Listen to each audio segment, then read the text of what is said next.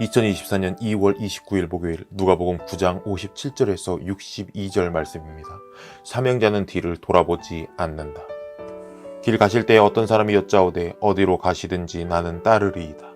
예수께서 이르시되 여우도 굴이 있고 공중의 새도 집이 있으되 인자는 머리 둘 곳이 없도다 하시고, 또 다른 사람에게 나를 따르라 하시니 그가 이르되 나로 먼저 가서 내 아버지를 장사하게 허락하옵소서. 이르시되 죽은 자들로 자기의 죽은 자들을 장사하게 하고 너는 가서 하나님의 나라를 전파하라 하시고, 또 다른 사람이 이르되 주여 내가 주를 따르겠나이다마는 나로 먼저 내 가족을 작별하게 허락하소서. 예수께서 이르시되 손에 쟁기를 잡고 뒤를 돌아보는 자는 하나님의 나라에 합당하지 아니하니라 하시니라. 아멘. 말씀 묵상입니다. 예수님을 따르기 위해 찾아오는 사람들이 있습니다. 그리고 예수님이 나를 따르라 하고 권유하는 사람들이 있습니다. 이들은 모두 예수님과 함께 있고 싶은 마음이 있었습니다. 예수님을 따르고 싶은 마음이 있었습니다. 그러나 모두 실패합니다. 예수님께서 자신을 따르는 삶의 어려움을 말씀하셨기 때문입니다. 재미있는 건 예수님께서 세상적인 기준에서 어려움을 말했는데 아무도 그것을 뛰어넘지 못했다는 것입니다. 아무도 그것을 포기하지 못했다는 것입니다.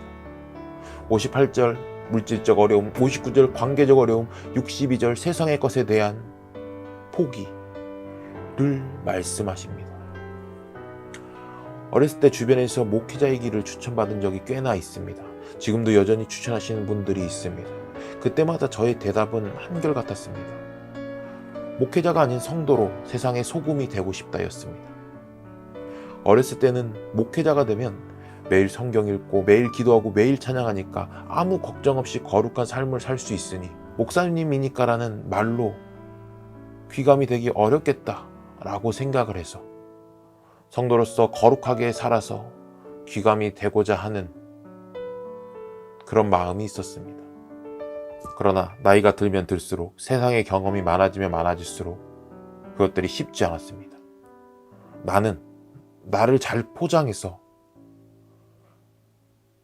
하기 싫다는 말을 돌려 하고 있음을 발견하게 됩니다. 나는 왜 하기 싫었던 걸까요? 쉽게 말해서 경제적으로 어렵고 관계적으로 어렵고 세상의 것을 포기하는 삶을 나는 못 살 것 같습니다. 아니, 안 살 것 같습니다. 이거는 목사님과 같은 전임 사역의 문제가 아닙니다. 예수님의 부르심에 내가 바로 순종할 수 있는가에 대한 문제입니다.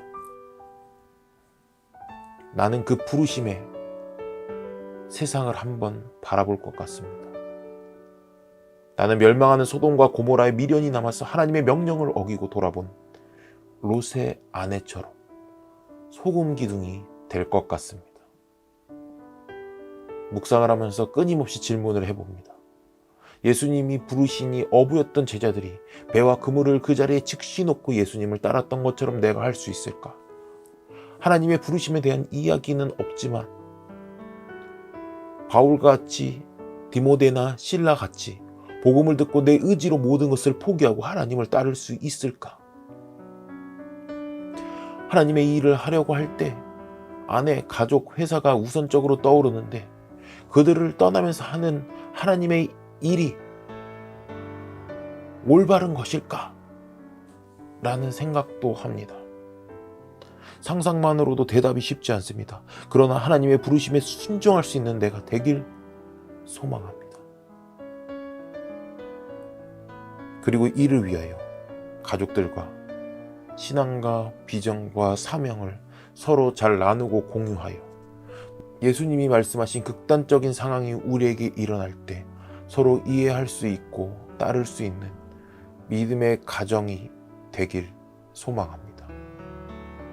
주님, 여전히 나는 세상의 모든 것을 포기하고 예수님을 따르라고 말씀하실까봐 두려워하는 사람 같습니다. 그러니 나를 좀 도와주십시오. 전임 사역의 문제가 아니라는 것을 알고 있습니다. 그저 내 삶이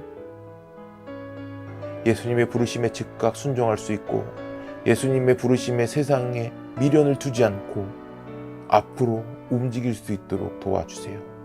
예수님의 이름으로 기도드립니다. 아멘.